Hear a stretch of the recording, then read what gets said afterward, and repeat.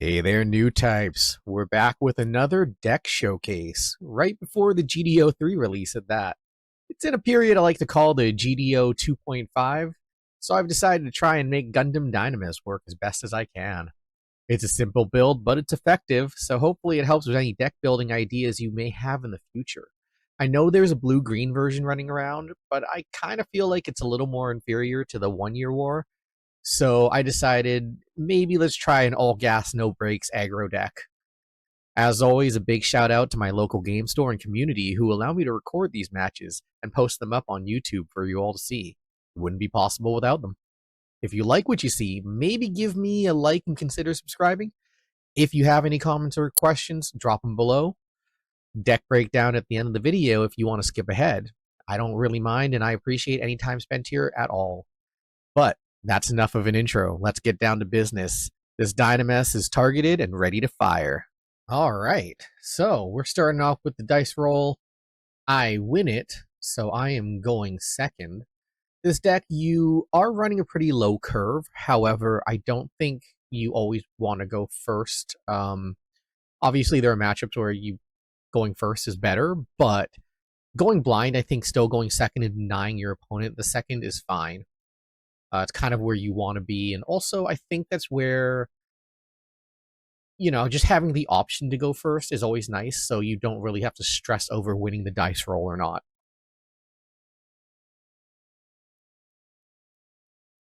All right, so we're going to take a look at our first 5 cards here. Rick Dom, both Dynames, Athrun, and Vesalius. I don't really like that, so I do decide to throw it back.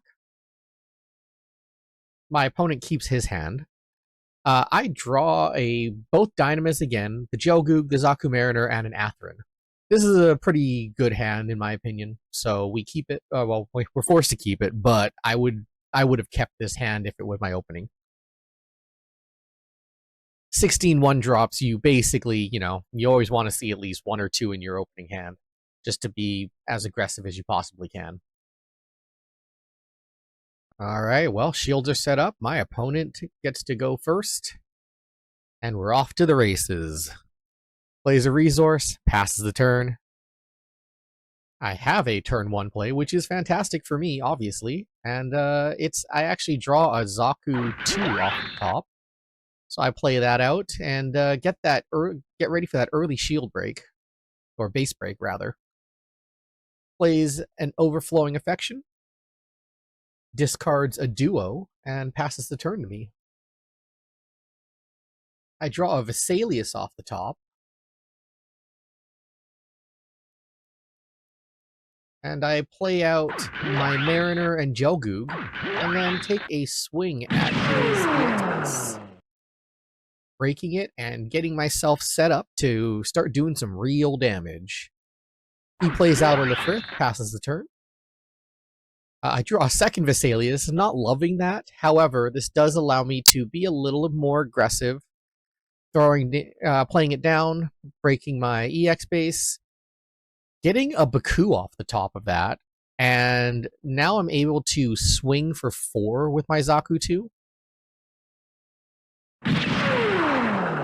Getting past his Lefrith, and then I'm able to play that Baku down and get another unit past his Lefrith.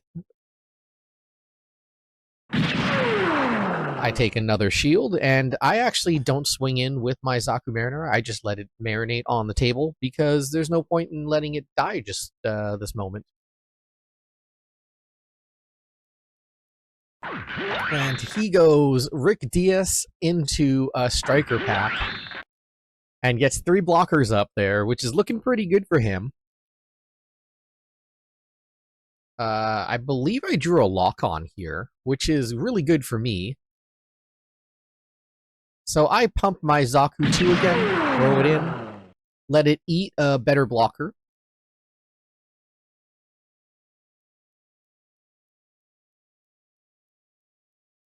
I decide to play out my Dynames and play lock-on onto it. And this is where I opt to actually take out his Lefrith. I take 2 damage and then heal the 2 damage from the Dynamis' effect.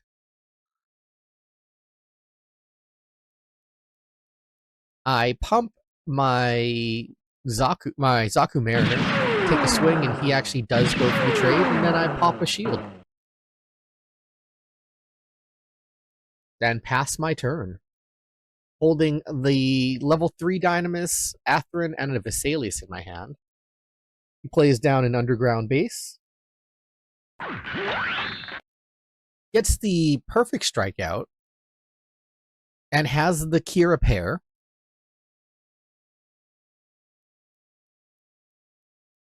This will allow him to take out my Dynamis. So drawing another Dynamis, I'm kind of feeling like I'm on a clock here because, you know, I'm at 6 resources. He'll be at 6 next turn. I pump my Gelgoog with Vesalius, pump it with Baku, and then play another Vesalius out just to get a card out of my shields. And then, you know, pump my Gelgoog to 6 power again. Break his shield, or his base. And then I fill the board up again to just try and see if I can get a lock on board. Play out the Dynamis and a Zaku 2. He plays out a Wing Gundam paired with Hero. He's got the pilot pairs. Pretty strong hand, to be honest. He takes out my Zaku 2. Breaches my Vesalius, and then pops my Baku with his Perfect Strike. Passes the turn. Pop his shield. Pop his second shield. And then I just fill the board again. Dropping out a Gelgoog and the Dynamis. I'm hoping he doesn't have a pair of blockers in hand, but he is low in cards. So my options are looking fairly alright here. Judging by how long he's in the tank, I don't think he has an out. Plays down another Wing Gundam with a pair for the Hero. Takes out my Dynamis. Breaches a shield. Takes out my other Dynamis. Breaches another shield. And then takes out my rested Gelgoog and has nothing else. So, concedes the game. And that's where we're at. Alright, well, as you saw, this is pretty much your average high-roll aggro deck.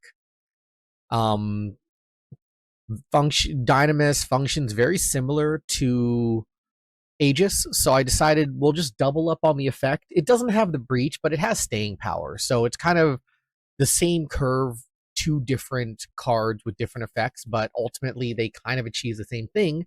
And the major thing I actually really like about the Dynamis is, especially when you paired, it works into being able to swing at the RX-78 when it's paired with Amuro. So you can take a bad trade from it, but you can then swing with Dynamis and Lockon as a 5/6, take out the RX-78, and come back with only 3 damage on you.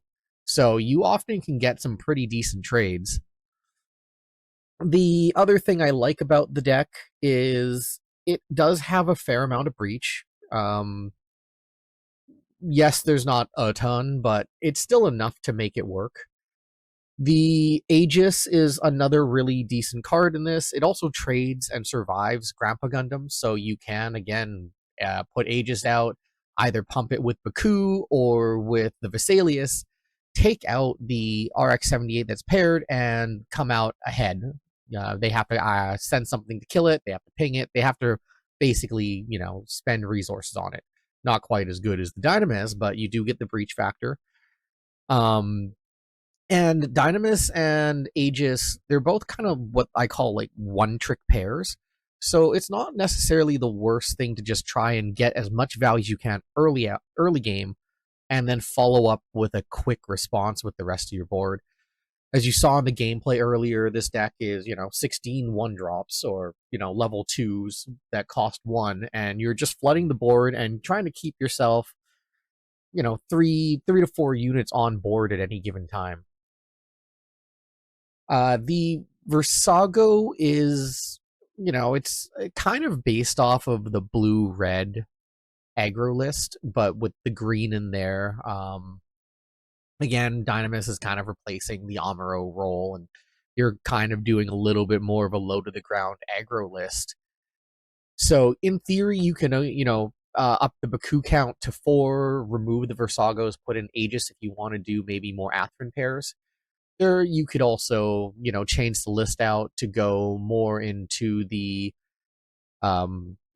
ping with close combats if you wanted to drop maybe like the Zaku Mariner or something like that. There's some options to play here. The little Dynames isn't the worst. I'm not a huge fan of it, but for what the deck is trying to do, making a 4/5 that hits something not rested or a standing unit, right? Early on is pretty strong. It's again another Aegis kind of control style aspect of the game of the deck. So having 12 units that effectively can hit something that's standing, like taking out a Rick Dom or a standing blocker, is to clear the way for your little guys, has been very strong. And you did see that in the gameplay where Dynames with lock-on was able to take out a big blocker and kind of control the way I wanted the trades to go. But other than that, this deck is obviously, in the in-between at the 2.5 stage of, the sets. So before GD03, you can probably change it up quite a bit. I mean, the the blue-green version that's been floating around might even be something that you're looking more to do. I just thought the Aegis and athrun and the Baku was a pretty good fit. And yeah, if you like it, give it a shot. But, there's only a couple days before we get to GD03, and I'm sure this list will change by then. But that's all we got here. I hope you guys enjoyed. I'll catch you in the next one.